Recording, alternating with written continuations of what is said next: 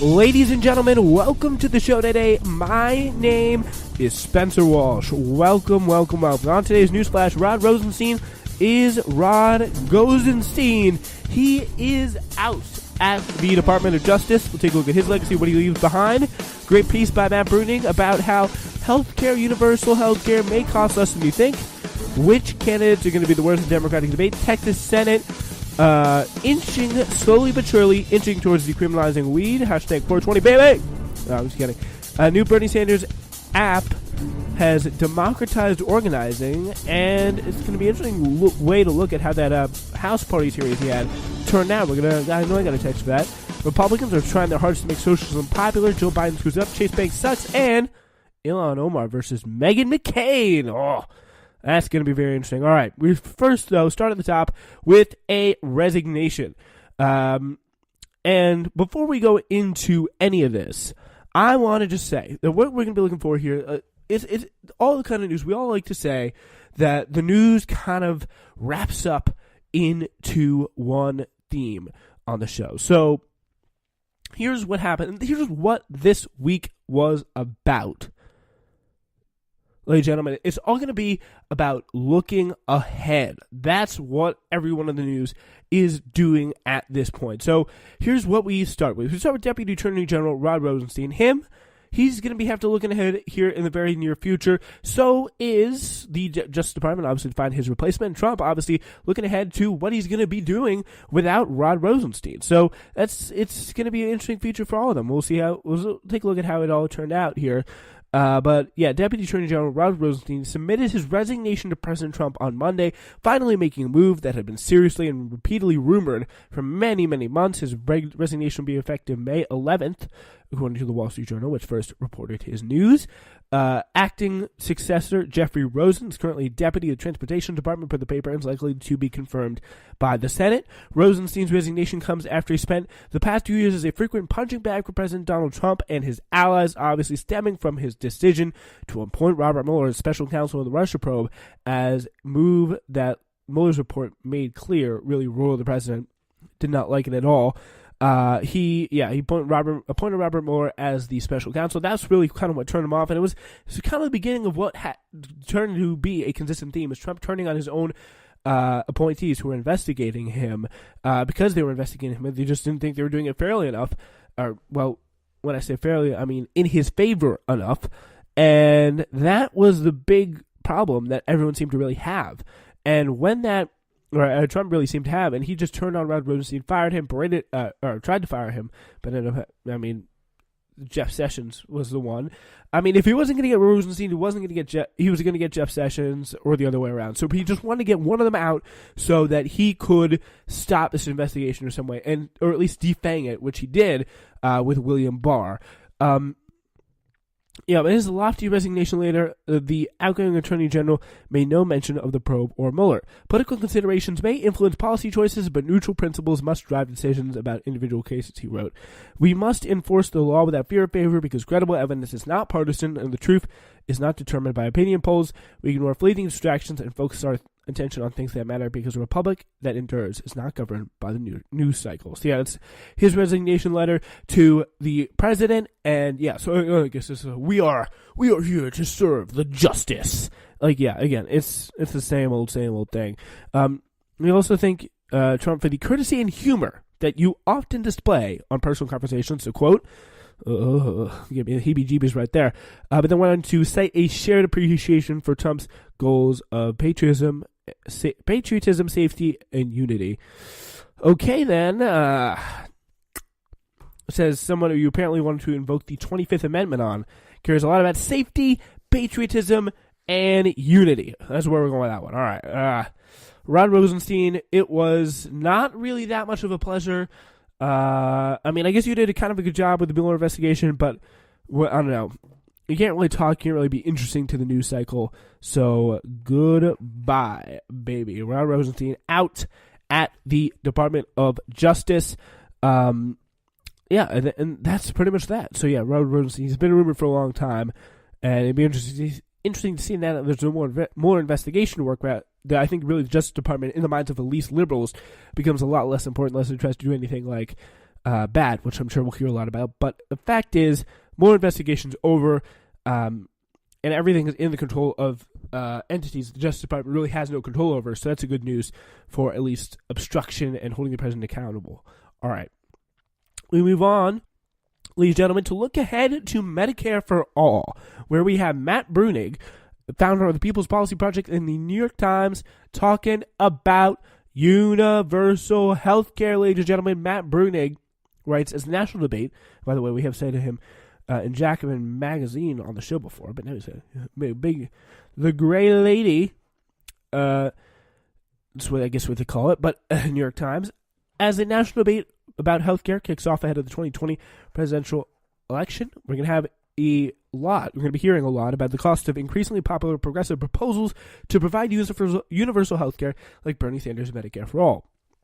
One common refrain on the right and the center left alike: since the rich can't foot the bill alone, are middle class and working class supporters of a more socialized healthcare system ready to really pay as much for it as people do in some of the high tax nations that have one? The problem is we already do pay more for healthcare. We often pay more middle class and working class supporters.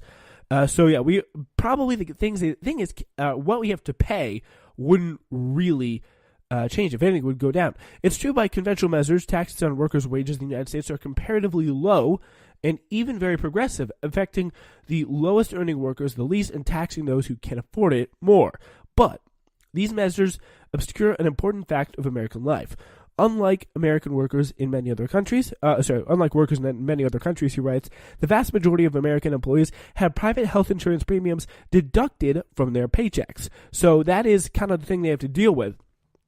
It is something that is not really baked into the tax, something that comes out again of the paycheck when you pay the premiums. So if you imagine these premiums as taxes, we realize that Americans pay some of the highest and least progressive labor taxes in the developed world. So if you really wanted to put it that way, it would be very, very clear to see how and why the people for Medicare for All, they have that kind of thing to stand on, because it's all really looks at it all depends on how you imagine the taxes. Just how heavy is the burden placed on American workers by employer insurance premiums?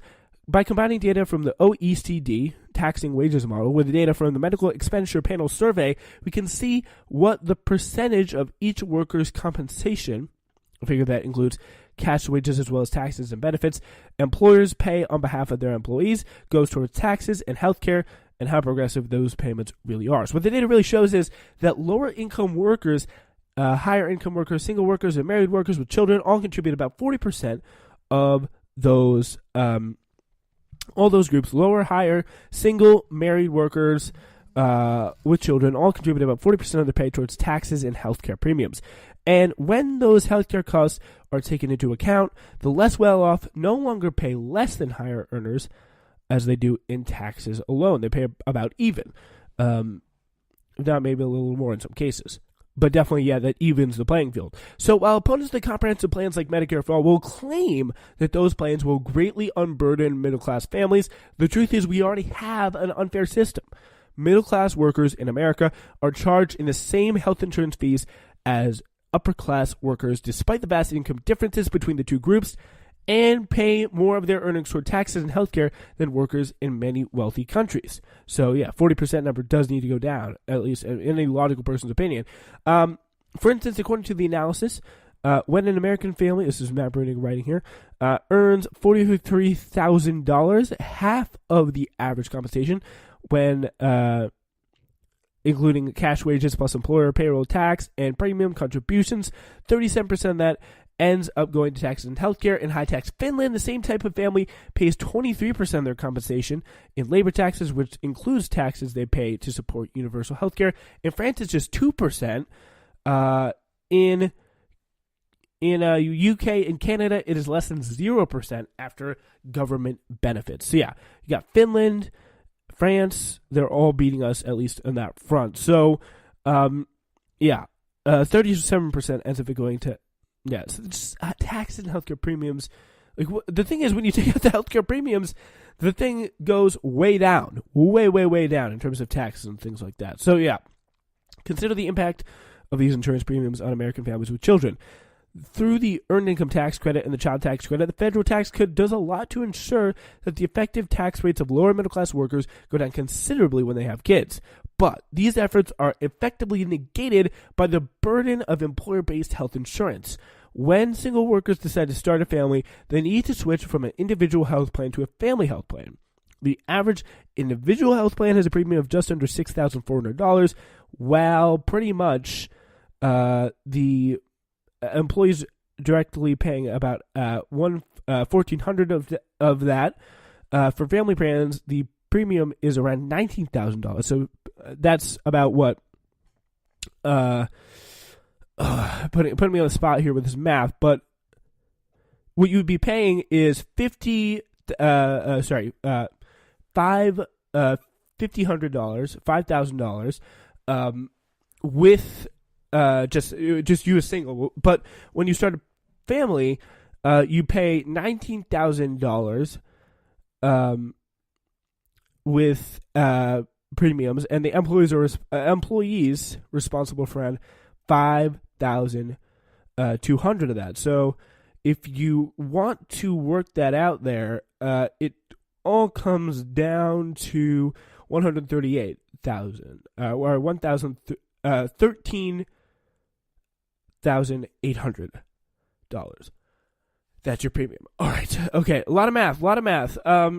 Yeah. Anyway, so that jump in premiums for workers who start families is what ensures that middle-class workers with taxes put around 40% of their labor compensation towards taxes and healthcare, despite policies that reduce their formal taxes. Hence, the difference in the system that would be really balanced out by Medicare for all. I highly encourage you to delve into this article a little bit more because it is quite an interesting one.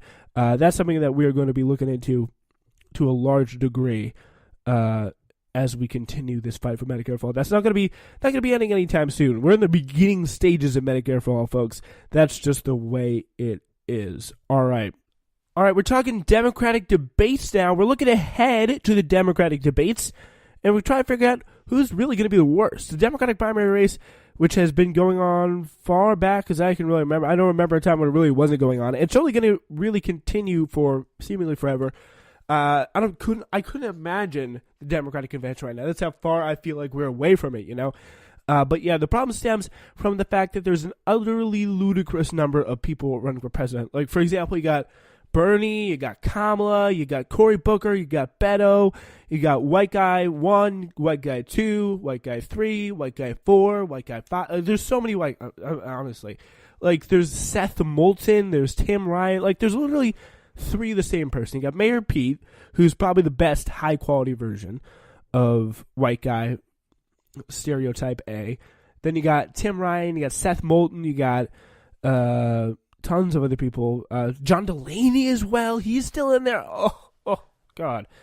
And, of course, you got the legend Mike Gravel, who may not even make it to the debate stage if he doesn't get enough signatures. But he was trying to push the Democratic Party to the left. But all cool stuff. All right.